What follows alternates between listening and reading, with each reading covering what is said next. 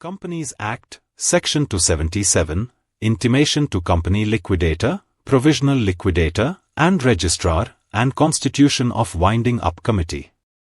Section 277 of the Companies Act, 2013 lays down a detailed procedure that must be followed after the tribunal passes an order for the winding up of a company or for the appointment of a provisional liquidator. The section not only mandates timely communication of such orders to relevant authorities, but also establishes a winding up committee to assist in and monitor the liquidation process. It ensures a transparent, accountable, and coordinated approach during the course of winding up. Subsection 1. Notification of appointment to company liquidator, provisional liquidator, and registrar. Upon the tribunal making an order for the appointment of a provisional liquidator or winding up of a company, the tribunal is obligated to send intimation of the said order to both the company liquidator or the provisional liquidator, as applicable, and the registrar of companies, ROC. This communication must be carried out within a period not exceeding 7 days from the date of passing such an order. This time frame ensures that the liquidation process begins without unnecessary delay and that all involved authorities are duly informed of the developments. Subsection 2. Role of the registrar upon receiving intimation. Once the registrar receives a copy of the tribunal's order either appointing a provisional liquidator or ordering the winding up of the company, the registrar must undertake the following steps. Endorse the order in the official records relating to the company, thereby updating the company's legal status in the official register. Notify the order in the official gazette, providing public notice of the order and its implications.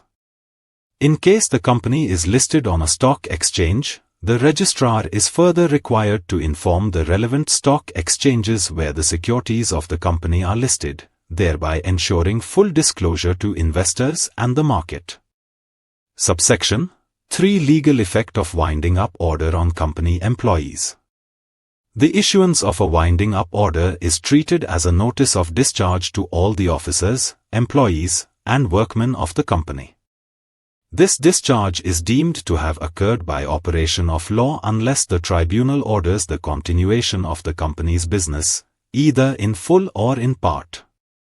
This provision ensures clarity on the employment status of individuals post-winding up and aligns with the closure or continuation of operations.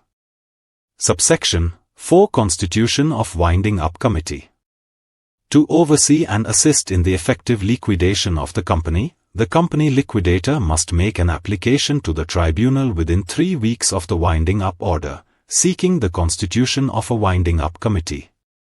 The committee is intended to assist and monitor the liquidation proceedings and comprises the official liquidator attached to the tribunal, a nominee of the secured creditors of the company, a professional nominated by the tribunal, typically someone with legal, financial, or insolvency expertise.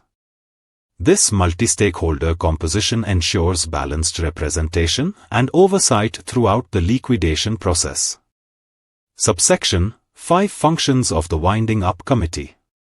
The company liquidator serves as the convener of all meetings of the Winding Up Committee.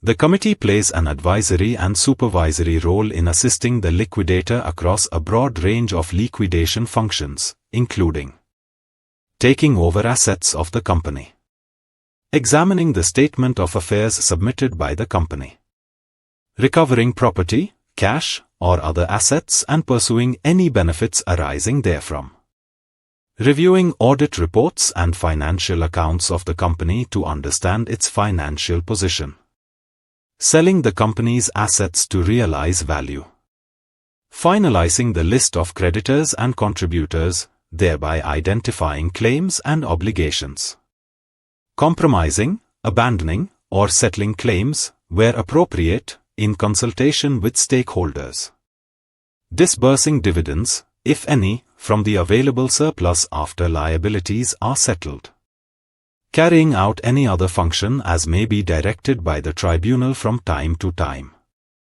This ensures that the liquidation process is transparent, systematic, and closely monitored. Subsection 6. Monthly reports to tribunal. The company liquidator is required to submit a monthly report to the tribunal, which must include a detailed status report on the progress of the liquidation proceedings, minutes of the meetings of the winding up committee, signed by all members who were present. These monthly submissions enable the tribunal to maintain close oversight and provide directions or interventions where necessary until the final dissolution report is submitted. Subsection 7. Drafting of the final report. Once the liquidation process nears completion, the company liquidator is required to prepare a draft final report, summarizing the actions undertaken during the liquidation, the final financial outcome, the status of creditor payments, any unresolved matters, and recommendations for dissolution. This draft must be presented to the winding up committee for its consideration and approval, ensuring that the process is subjected to one final layer of scrutiny before submission. Subsection 8. Submission of final report and dissolution order. After the draft report is approved by the winding up committee, the company liquidator must submit the final report to the tribunal.